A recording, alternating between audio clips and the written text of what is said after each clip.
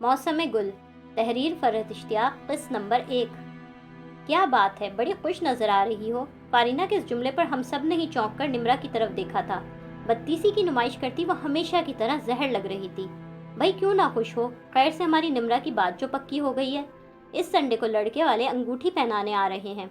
लड़का अमेरिका में सेटल्ड है, MSc कर रखा है, बड़ी वेल ऑफ फैमिली को बिलोंग करता है। सीमा की इस बात से हम चारों ही के तन बदन में आग लग गई थी।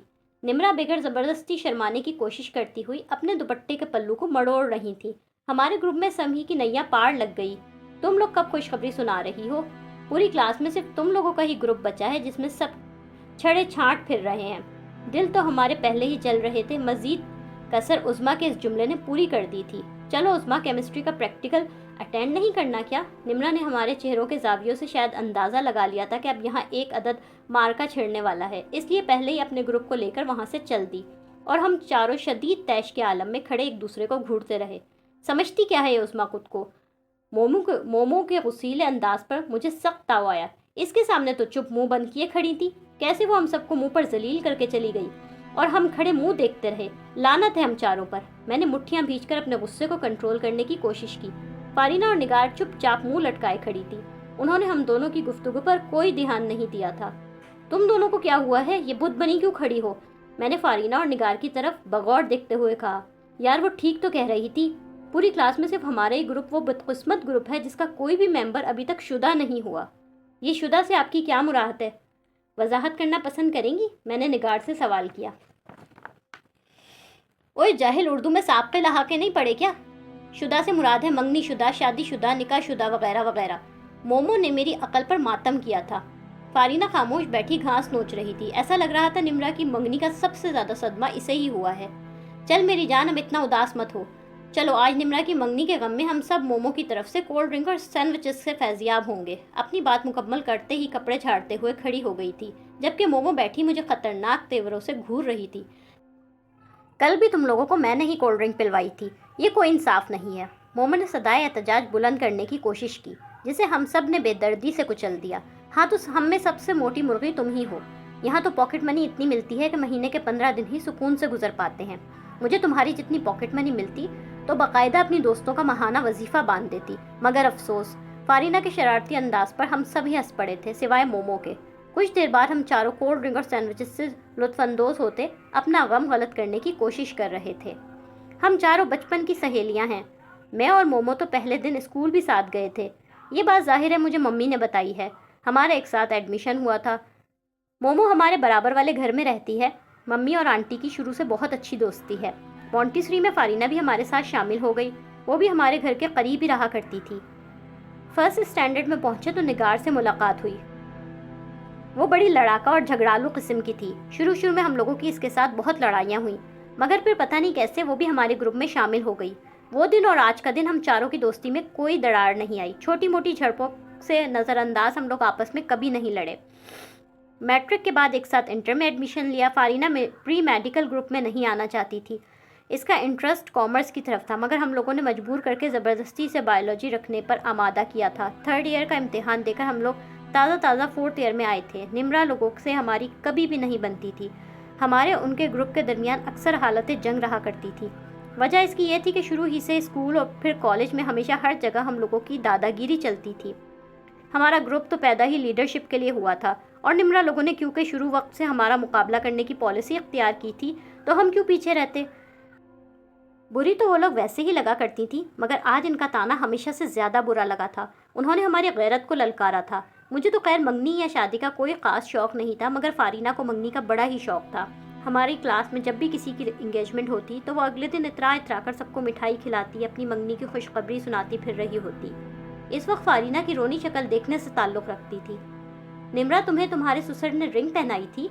निगार ने बड़ी संजीदगी और बुर्दबारी से तस्वीरों पर नज़रें जमाए निम्रा से सवाल किया था।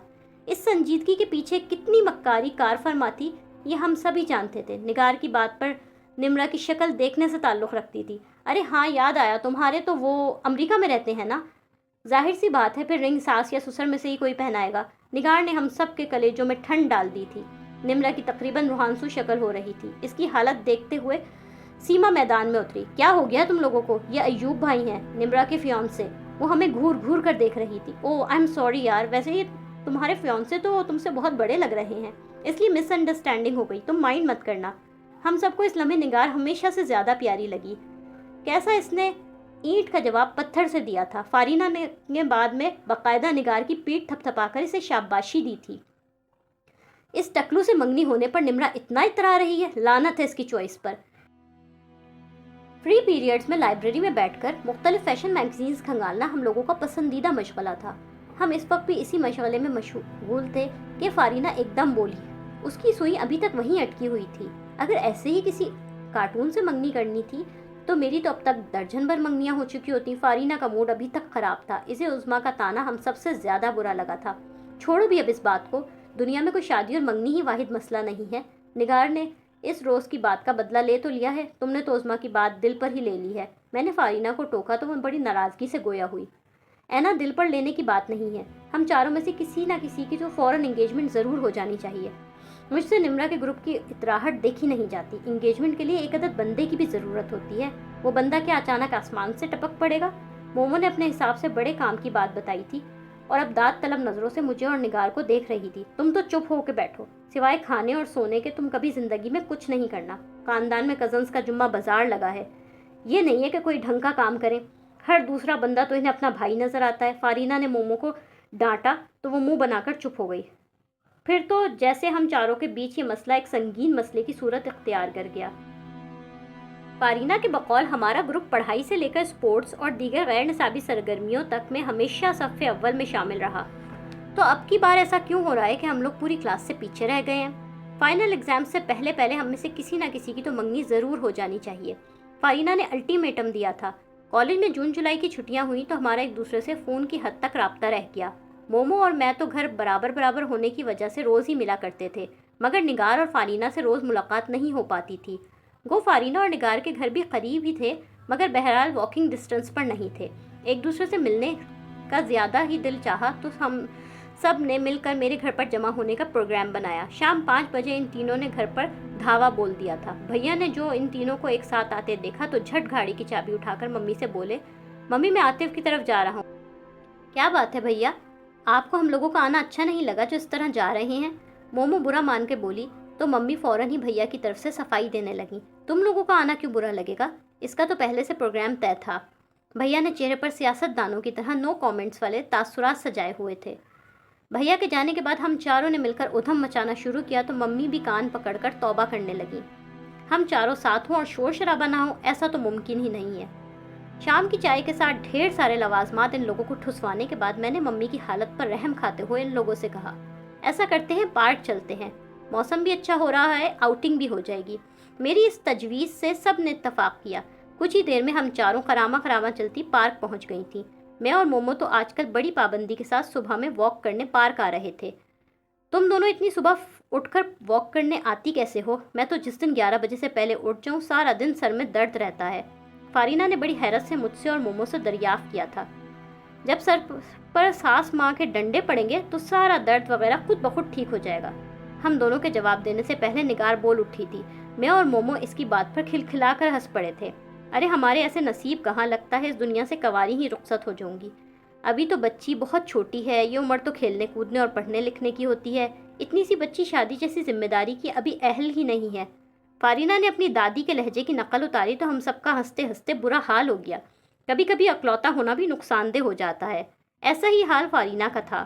وہ 4 بھائیوں سے چھوٹی اکلوتی بہن تھی. بھائیوں اور دادی وغیرہ کی نظروں میں وہ ابھی تک چھوٹی سی بچی تھی. پچھلے ہی دنوں اس کے لیے آنے والے پروپوزل کو اس کے بڑے بھائی اور دادی نے انہی ریمارکس کے ساتھ ریجیکٹ کر دیا تھا. وہ اس کی ماما کو اس کی شادی کی جلدی تھی. پاپا اس کے اس معاملے میں غیر جانبدار تھے. اگر جو دادی کو خبر ہو جاتی کہ بچی تو کل کی ہوتی، آج شادی کروانے کے چکروں میں ہے، تو کان پکڑ کر توبہ استغفار پڑتی. تمہارا کیا دل چاہتا ہے؟ تمہارا لائف پارٹنر کیسا ہونا چاہیے؟ نگار نے فارینہ سے پوچھا تو وہ بے ساختہ بولی، کیسا بھی ہو پر ہو تو صحیح، بس نمرا کے فیانسے کی طرح کی مخلوق نہ ہو.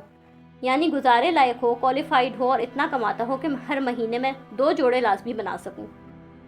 یوں تو میرا ایک ہی شوق ہے، اچھا پہننا اور اچھا لگنا. تم بتاؤ تمہارا آئیڈیل بندہ کیسا ہوگا؟ فارینہ نے نگار سے پوچھا تو وہ کچھ سوچنے کے بعد بولی، ہینڈسم ہو، ویل آف ہو، براڈ مائنڈڈ ہو، پڑھا لکھا ہو. بھئی میری فہرست تو بہت طویل ہے، مگر اصل بات یہ ہے کہ امی پاپا جو فیصلہ کریں گے میرے لیے وہی قابل قبول ہوگا. نگار نے فرما برداری کا ثبوت دیتے ہوئے کہا. ان سے تو پوچھنا ہی بیکار ہے، یہ تو سوچتی بھی اپنی ممی کے ذہن سے ہیں. جہاں ممی کہیں گی ہماری مومو بیگم وہیں شادی کر لیں گی. فارینہ نے مومو کی شان میں قصیدہ پڑھا تو وہ برا مانے بغیر بولی. یار مسئلہ یہ ہے کہ مجھے صرف انگیجمنٹ کروانے کا شوق ہے، وہ بھی فرینڈس کے سامنے اترانے کے لیے. اس سے زیادہ میں نے کبھی سوچا ہی نہیں. بس جلدی سے وہ مبارک موقع آئے جب میں 5-6 کلو مٹھائی بمائے ڈائمنڈ رنگ کے کلاس میں پہنچوں اور نملا کے گروپ کو جا کر گلاب جامن کھلا کر یہ خبر سناؤں. مومو تو ایسا لگ رہا تھا کہ تصور میں نمرا، عظمیٰ اور سیما کو مٹھائی بھی کھلانے لگی تھی. تم بہت چپ بیٹھی ہو، تمہارا مسٹر رائٹ کیسا ہوگا؟ نگار نے میری طرف رخ کیا تو میں جو بڑی دیر سے چپ بیٹھی ان لوگوں کو بولتا سن رہی تھی جواباً بولی. میرے ساتھ تو تم لوگوں والا مسئلہ نہیں ہے. ایسی شادیاں تو مجھے زہر لگتی ہیں جن میں لڑکی لڑکا نے تصویر کے علاوہ ایک دوسرے کو کبھی دیکھا ہی نہ ہو. غیر متعلقہ افراد سارے فیصلے کرتے پھریں اور جن کی زندگی کا فیصلہ ہو رہا ہو وہ خاموش تماشائی بنے سب کو دیکھتے رہیں. ایسے منگنی کروانے کا مجھے ہرگز کوئی شوق نہیں ہے. ساس نندے آئے، انہوں نے پسند کر لیا، بات پکی ہو گئی، اللہ اللہ خیر صلاح. یہ بھی کوئی بات ہوئی؟ ایسی شادی میں تو کوئی تھرل ہی نہیں ہے، نہ کوئی ظالم سماج، نہ دیگر مسئلے مسائل. اپنی اتنی پرانی دوستی میں یہ پہلا موقع تھا جب میں نے ان لوگوں کو اپنے دل کی بات بتائی تھی. یعنی یہ کہ تم پسند کی شادی کرنا چاہتی ہو؟ مومو نے تصدیق چاہی. میں نے گردن ہلا دی. میرا دل چاہتا ہے وہ بہت بولڈ ہو، بہت کانفیڈنٹ. وہ آئے اور آ کر بڑے اعتماد کے ساتھ مجھے شادی کی آفر کرے، اس طرح جیسے انکار کا کوئی سوال ہی نہیں ہے. اس کے ہاتھوں میں سرخ گلاب کا خوبصورت بکے ہو، میں وہ بکے قبول کر لوں. کیا خوب ہو اگر وہ ویلنٹائن ڈے ہو. میں نے بڑی سچائی سے اپنے دل کی بات بتا دی. اوئے ہوئے، بچی تو بڑی ہی رومانٹک قسم کے خیالات رکھتی ہے. چلو بھائی ہم سب مل کر دعا کرتے ہیں کہ اگلا ویلنٹائن ہماری اینا کے لیے بہت سی خوشیاں لے کر آئے. نگار نے دعائیہ انداز میں کہا. ہم سبھی نے اس پر آمین کہا. لائک، کامنٹس، شیئر کریں اور تازہ ترین اپڈیٹس کے لیے سبسکرائب کریں.